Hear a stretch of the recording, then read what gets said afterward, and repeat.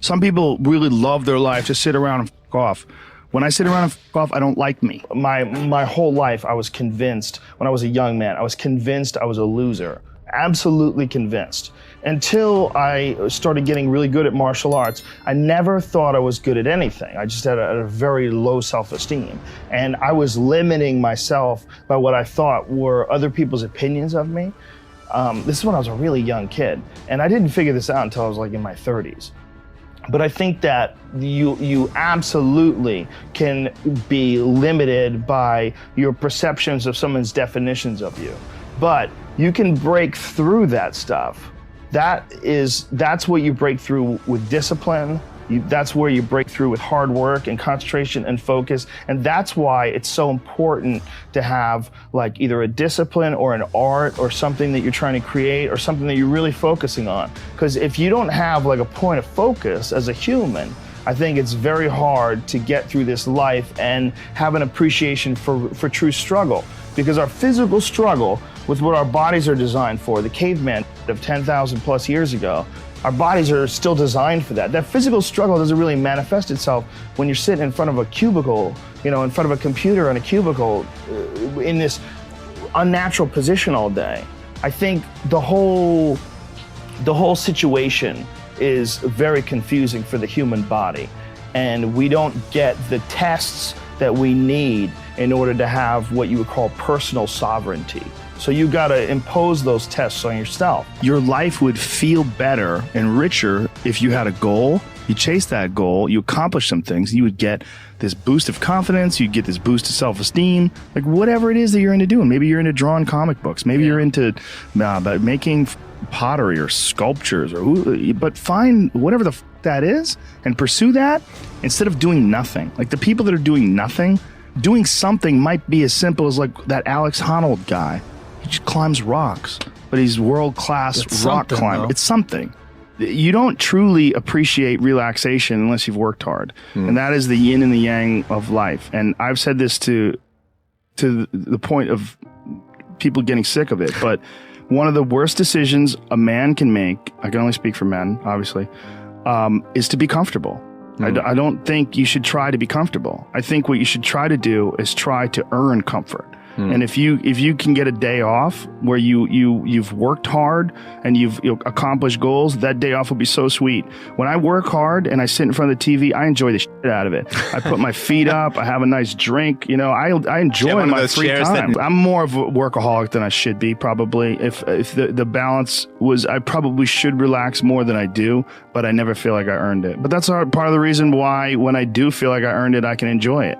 It's because I am more connected to the idea that I need to accomplish things and it's not like for anybody else's benefit other than my own or anybody else's approval other than my own. When I have a task, whether it's today I'm going to write 1,000 words, or 2,000 or whatever the number is. If I don't do that, I write things down. Like I'll write down a list of things that get accomplished that day. And if I don't accomplish that, I'll get sick. Like it'll drive me crazy. If I can't fill out that list, that drives me nuts, but that's what led me to be a championship level martial artist. That's what led me to achieve it's the reinforcement of those goals, like understanding that you can achieve those goals. It's going to be difficult. You're going to push through the difficulty, and then you're going to understand what difficulty truly is and how much of it is just mental, how much of it is just in your mind, this adversity to difficult task or to struggle. And a lot of people have that. They're scared. They're scared of complications. They're scared of failure. Failure is a big one that people are afraid of. But failure is one of the most important things you could ever have as far as like the motivation to do things differently. One of the reasons why I think that I'm good at friendships and relationships is because I've failed at them in the past. One of the things that I'm good at comedy is because I've bombed on stage. One of the reasons why I'm good at work is because I've been a shitty worker in the past. And I know the feeling of failure, the feeling of shame, of being like a weak, non-motivated, lazy person. It's a weak feeling. You don't respect yourself. And I have this phrase that I use all the time to people to try to motivate people. I say that be the hero in your own movie. Pretend that if your life was a movie and your life started now, what would the hero do? What would the person that you respect do? What would the person that you admire, person that inspires you, what would they do? Well, do that. And if you do that, you slowly build momentum. You like, today I did what I wanted to do. Today I started a class in yoga. I did this. I did all these things that I was saying I wasn't going to do. And now I feel momentum. And momentum is a very important point in people's lives. That's why some folks don't like to take days off, because they feel like they're losing momentum and they sort of have to restart the wheel up again after a vacation. Before I was successful, I realized it was stupid. Long before, because when I was like an amateur, I would see guys that were killing, and I'd be like, him, like, why is he doing good? Like, that guy sucks, and this guy sucks, and how come he got this and he got that? And then I remember thinking, like, this is a gigantic waste of time. And I got into comedy because I'm a fan of comedy.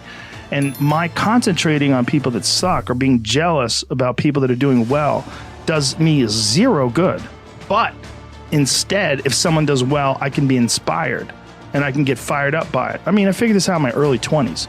I was like, okay, this is I have a poor way of looking at it, because it's a martial arts thing. Because in martial arts, like, you can't be jealous of someone else's ability. You have to realize you might have to fight them someday. So by realizing that they're really good, you're forced to be objective about it, and you have to go to work. Like, you have to go, that guy's better than me. I got to get better. And you have to go to work. Right. There's no positive benefit in underestimating someone. The one thing that discipline definitely does help you with is it helps you get things done. And when you get things done, when you actually do things, you have more success. If you have more success, and sometimes a big part of success is just not being lazy and just doing it. Yeah. That's like 90% of it is just showing up. Get there and start working. Like, you're not going to feel perfect every day. If I only worked out when I felt good, I'd be a fat because there's a lot of days I don't want to do it. It's pretty much the same with everybody that actually gets good at something. There's got to be those days you push through. And they're probably going to be more numerous than the days you don't. And so the benefit of discipline in my eyes has always been that through discipline, I get things done. Yeah. I always say that I'm like the most lazy, disciplined person I know, because I don't want to do it. Yeah. But I always do. A bunch of people that will say, yeah, well, I have a family, so, it's a great idea for you to just go out there and go crazy. I have people to support. You need to listen. Stop saying that. Stop saying any of those things. Every single person who has ever done anything worthwhile or exceptional or difficult or extraordinary, anyone, whether it's great artists or authors or mathematicians or whatever it is, everyone encounters difficulties. There is no easy road. It does not exist. It is impossible. Everyone has issues. If you have time to pursue a hobby, if you have time to do anything in your life, you can better yourself. And here's one way you never better yourself. When you come up with excuses for why other people are successful and you're not, that is dangerous. When you give yourself an escape, yeah, well, that's easy for you to say, you do this, you do. Trust me. Everybody has a hard road. I wanted to jump out a window several times during my young life. I wanted to jump in front of a train, just end it because it's too much pressure. Not really. But you know what I'm saying. Theoretically. We all go through hard times. We all go through depression. We all go through doubt and moments in your life where it's really difficult and you're trying to figure out what your path is going to be. It's hard as shit. But Stefan and I were talking about this before the podcast starts, that is what makes you a person. And those difficult moments are what build your character. Show me a great man who's the son of a great man. That's what we're saying. These kids that are born billionaires, you're never going to be a self-made person. You have a backup trust for your backup trust for your trust. And you're man. The most important thing is always for all people to recognize that you're not who you were a year ago. You're not who you were 5 years ago. You're not who you were last week. You're who you are now. And this is the only you have control over. So you got to regulate how much you dwell on regrets of the past. You really got to be careful, because it's good to have a little. Because my regrets, whether it's things of professional nature or the very few regrets friendship-wise, which is one thing that makes me very happy. But you know, there's life is strange. There's a lot going on. There's a lot of factors happening in life. But for sure, who I am now wouldn't have ever happened if I didn't fuck up. If I didn't make those mistakes, I wouldn't have understand the importance of friendship and kindness. And if I hadn't been cruel at some point in my life, or someone hadn't been cruel to me, I wouldn't understand the beauty of love. I wouldn't understand the full range of it because I hadn't felt the sting. If nobody ever punches you in the face, you don't really appreciate safety. Because a lot of people don't even understand what safety is. You pretend, oh, we're safe, but you are so not safe at any moment.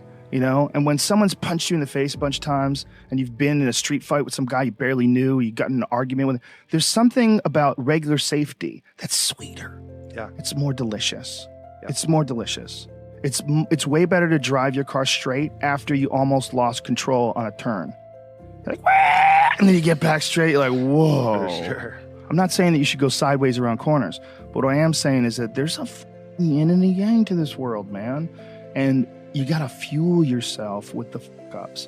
And most people get stuck in these patterns because they define themselves as a fuck up, or they define themselves as a person who doesn't follow through on their ideas, or a person who doesn't pursue their real interests and loves.